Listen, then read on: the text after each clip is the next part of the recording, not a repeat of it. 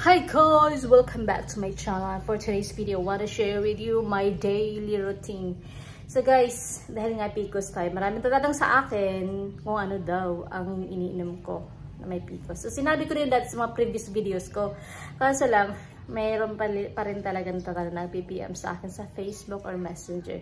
So guys, ito nga pala ang iniinom ko kasabay ng pag-fight yung aking PCOS. Kasamang exercise ang may PCOS guys. You can buy it anywhere in mga pharmacy all over the Philippines.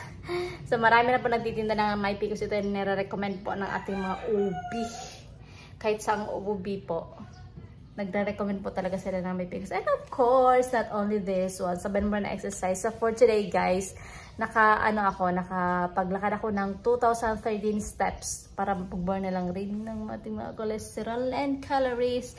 And syempre, less rice tayo. Ayan, pagod na pagod. Alam niyo ba guys, ang laki na ng binawas ko. From 48 kilos ako dati.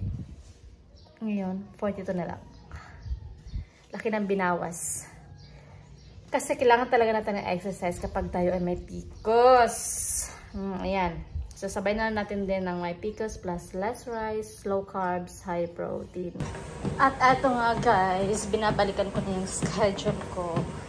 Kasi the past few months, hindi talaga ako nakapag-exercise, gawa ng ating health conditions.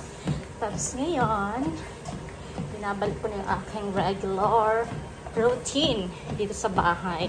Kasi nga travel few months ago, hindi tayo sa isang lugar, makastay talaga ng matagal sa isang lugar. Okay, now it's back on track. So, gino-goal ko talaga guys na makapag-walking ako or running ng kahit mga 2,000 steps daily. So, ayan, naka 1,326 steps pa tayo. So, kulang pa yan. Kahit baka 4 loops tayo. Sa isang loop is 400 meters. Guys, magko-cool down pa pala ako. Hindi pala nag-cool down. Bye! Thank you for watching.